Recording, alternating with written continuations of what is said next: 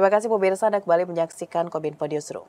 Komisi Pemilihan Umum memastikan proses distribusi logistik pemilu 2024 khususnya bagi warga negara yang tinggal di luar negeri maupun di tanah air masih sesuai dengan jadwal yang ditentukan.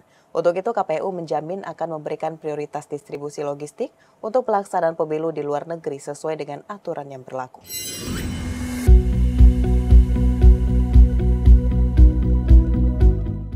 Jelang pemilu 2024, Komisi Pemilihan Umum memastikan proses distribusi untuk kebutuhan logistik bagi warga negara yang ada di dalam maupun luar negeri masih sesuai dengan jadwal yang telah ditentukan. Komisioner KPU Agus Melas mengatakan bahwa KPU sebagai penyelenggara pesta demokrasi di tanah air terus memperbaharui proses distribusi seluruh logistik pemilu, baik logistik utama seperti surat suara dan formulir penghitungan dan rekapitulasi, maupun logistik pendukung yang meliputi bilik suara, tinta, dan alat coblos. Bahkan untuk pemilu di luar negeri, KPU memberikan prioritas distribusi lebih awal yakni 30 hari sebelum pelaksanaan pemilu berlangsung sesuai ketentuan yang berlaku.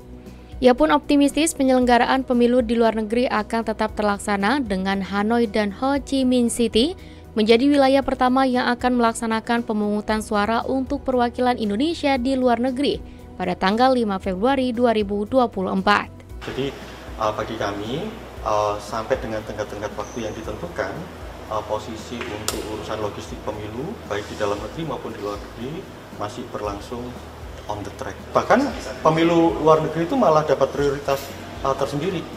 Jadi itu prioritasnya lebih awal kan memang. Kan ada ketentuan kan, misalnya distribusi harus dilakukan misalnya 30 hari sebelum hari H itu sudah selesai. Pemirsa, Komisi Pemilihan Umum menetapkan kegiatan kampanye terbuka untuk partai politik dan pasangan calon presiden dan calon wakil presiden pada Pilpres 2024 akan dibagi menjadi 3 zona. Hal itu disampaikan langsung oleh anggota KPU Agus Melas usai rapat koordinasi pelaksanaan kampanye rapat umum di kantor KPU Jakarta.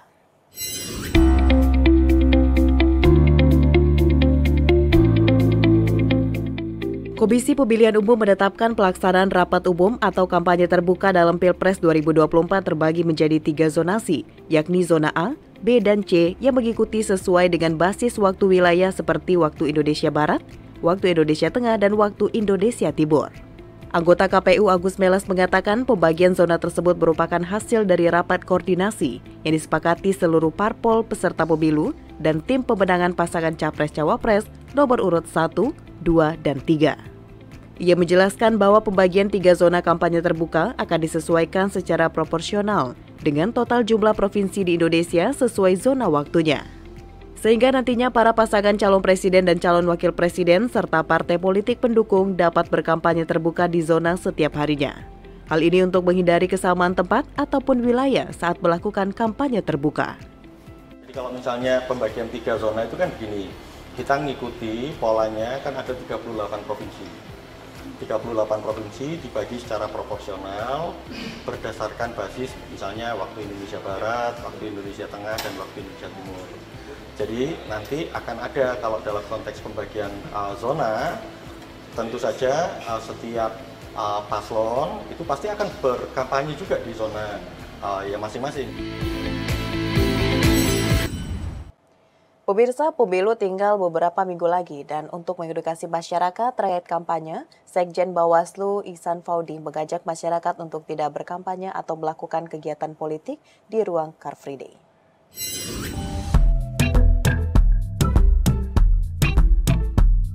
Jelang pemilu yang semakin dekat, Bawaslu gencar melakukan sosialisasi pemilu kepada masyarakat. Salah satu sosialisasi yang dilakukan Bawaslu yakni kawasan Car Free Day bebas politik dan kampanye. Acara yang digelar dengan jalan sehat para anggota Bawaslu dan masyarakat di kawasan CFD MH Tamrin, Jakarta pada 14 Januari kemarin, Sekjen Bawaslu Ihsan Fuadi yang turut berpartisipasi mengatakan, acara tersebut bertujuan mengajak masyarakat untuk bersama mengawasi pemilu 2024 baik di ruang publik maupun digital. Selain jalan sehat, sosialisasi juga diramaikan dengan kuis seputar pemilu dan atraksi hiburan bagi masyarakat. Dalam rangka mengajak masyarakat untuk berpartisipasi karena tagline kita bersama rakyat awasi pemilu, bersama Bawaslu tegakkan keadilan pemilu.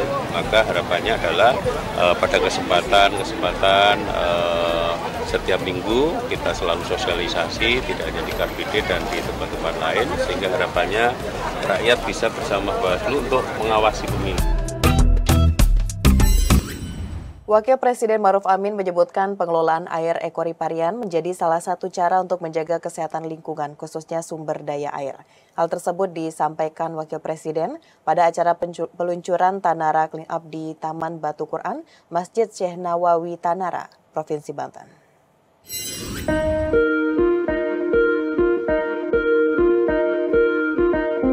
Wakil Presiden Republik Indonesia Ma'ruf Amin dalam sambutannya pada acara peluncuran Tanara Clean Up di Taman Batu Quran, Masjid Syekh Nawawi Tanara, Kecamatan Tanara, Kabupaten Serang, Provinsi Banten menyebutkan, kegiatan ini tidak hanya ditujukan untuk menciptakan lingkungan lestari, tetapi utamanya untuk mengedukasi masyarakat tentang pengelolaan sampah di pedesaan agar dapat bernilai ekonomis dan bermanfaat.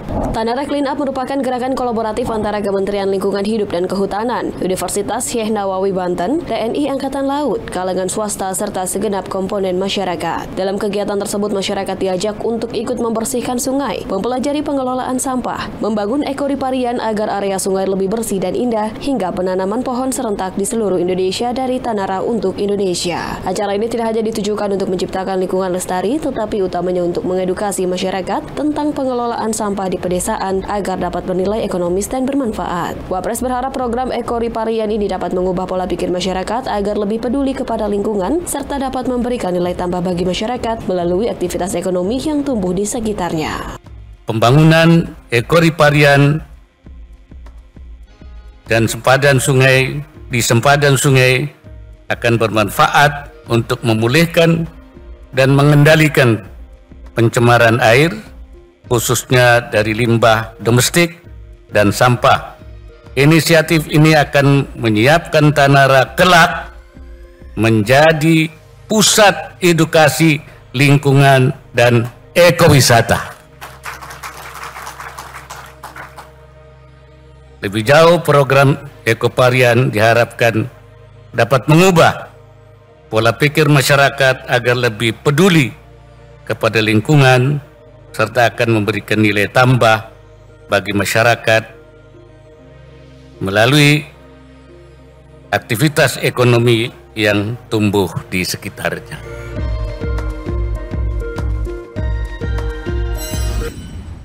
Pemirsa, usai jeda kami akan mengajak Anda mengulas informasi mengenai ekoriparian, pengembangan fungsi sungai dengan olah limbah. Sesaat lagi tetaplah di Kominfo Newsroom.